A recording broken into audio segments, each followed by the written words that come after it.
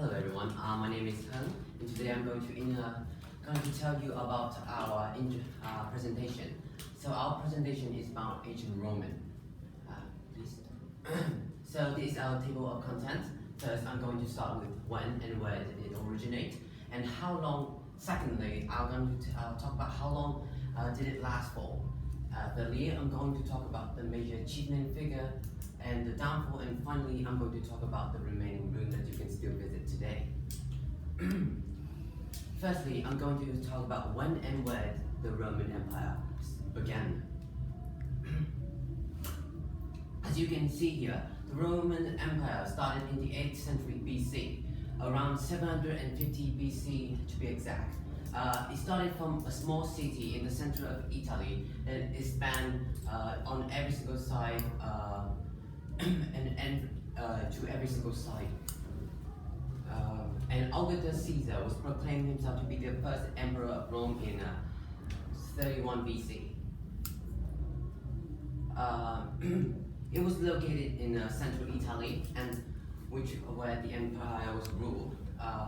It was placed squarely within the Mediterranean cluster of civilization, which at the time was include the Therotian, the Egypt, and many other different races and local tribes from the European area. Next, I'm going to talk about how long did it last for. The Roman Empire lasts for about 1,000 years, from about 750 BC to 470 BC. The empire split into many different sections. First, we have the Roman Republic, as you can see here. It starts from 753 BC to 27 BC. And after that, we have the Roman Empire, which formed after the fall of the Roman Republic, which starts from 27 BC to 470 BC. The Roman Empire, after it split, and one half of the Roman Empire named themselves the Byzantine Empire, which come to an end in about the 15th century AD. Next, I'm going to talk about the major achievement and the famous figure of the Roman Empire. First, we have the calendar. This calendar is the time reckoning system used in the ancient Rome. The original calendar is believed to have been an observation, a lunar calendar based, which worked by using the moon as a counter instead of the sun. This is the aqueduct. This is a system of channel which lead fresh water from a different faraway source to the city, which need the usage of water. It's made with lead, stone, concrete. It's very impressive due to the fact that these things, Rome, the capital city of the Roman Empire, have 11 aqueducts which have the farthest stretch 92 kilometers away from the city, and it's still being used today in various cities in Europe. Next, I'm going to talk about the historical figures. Here you have Gaius Julius Caesar. He's one of Rome's greatest statesmen and general. His most notable achievement is his Julian calendar, which the original calendar of Rome only consists of 10 months and 304 days. After the extension made by him and by Caesar and Augustus, which he replaced the original calendar of Rome with an Egypt calendar, which had about roughly 365 days and 12 months. He also added January and February to the original calendar. And his second biggest achievement is his conquest of the Gaul. The Gaul here is a local tribe, a very big tribe from the Europe region back in the time. They were from they have a Germanic they're from Germany region, Germany today, and they were threatening the Roman border, which Julius conquered them in about 83 BC and saved Rome from a big threat. Next on the board we have Alexander the Great. He is one of the greatest military generals. His most notable achievement was the creation of a vast empire that spread from the Mediterranean all the way to India. His conquest lasted for years, conquering Greece, Egypt, India, and all these above. In this conquest, he spread the ideology of Hellenes and many other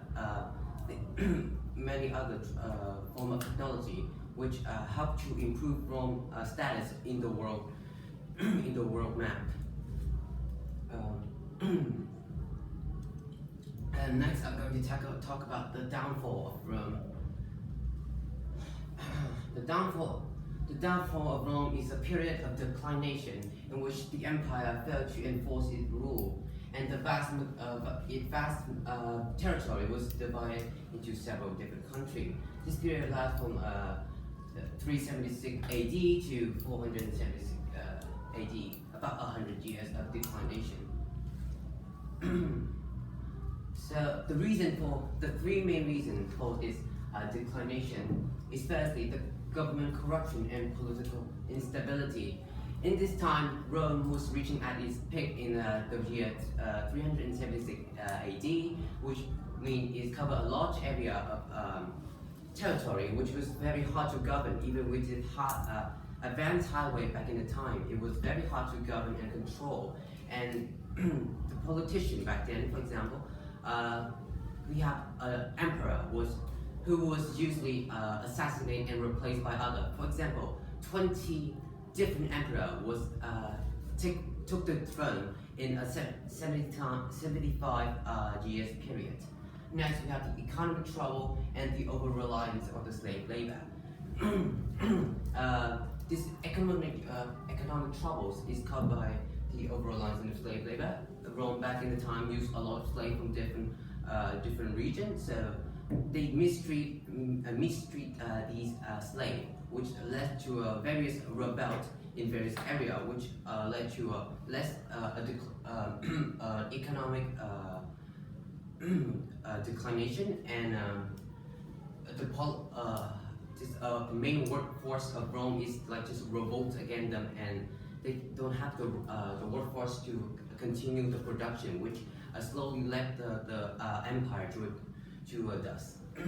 And lastly, we have the migration of the barbarian tribe.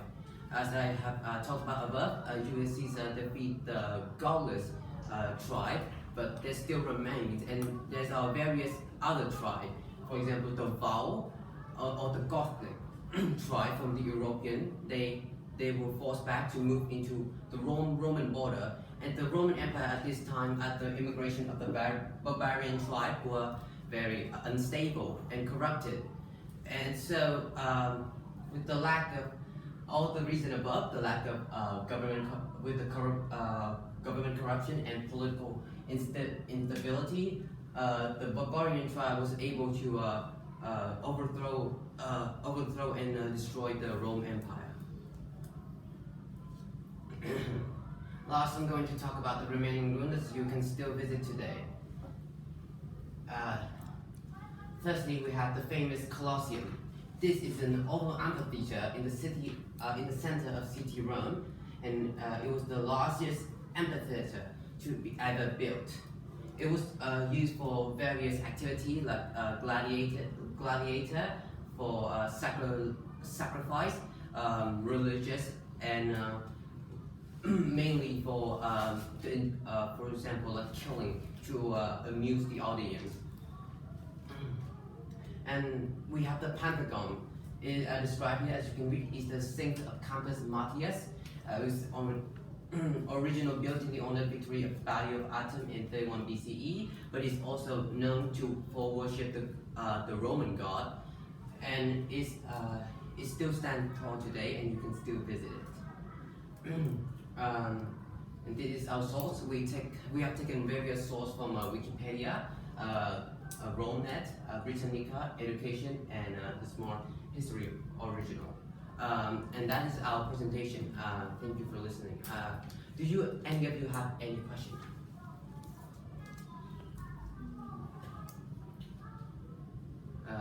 Does anyone have any questions, please? Feel free to Yes. ask. Do you think there's a link between the reason of the government corruption between the rebel of slave labor? Yes, there was certainly some connection because the political instability of Rome led to the lack of government, which would lead to many governors of state of Rome to exploit the weaker and the slave, which make them to rebel against the Roman Empire. Yes, anyone have any more questions, please?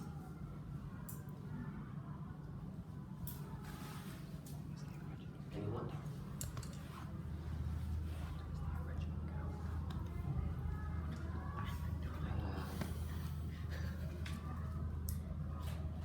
Anyone? How many months were on there? Right, you mentioned the calendar, they added 2 months, which Yes. were February and... January.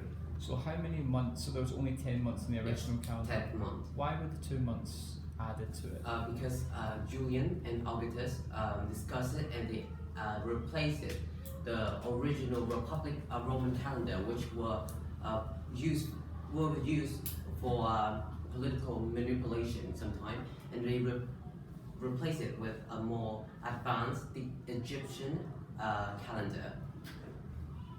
Okay, so what change did that make to their civilization once that was in place? It helped okay, so the 2 months were added to count the day between the winter and the rest of the month, because before there was no day, and the conjunction between these few months creates a lot of confusion. And you know, as I just stated above, it was also manipulated. So when Julian became the statement, the emperor, he changed the calendar, and these 2 months were added to count the winter day back in the day. Thank you. Any more questions?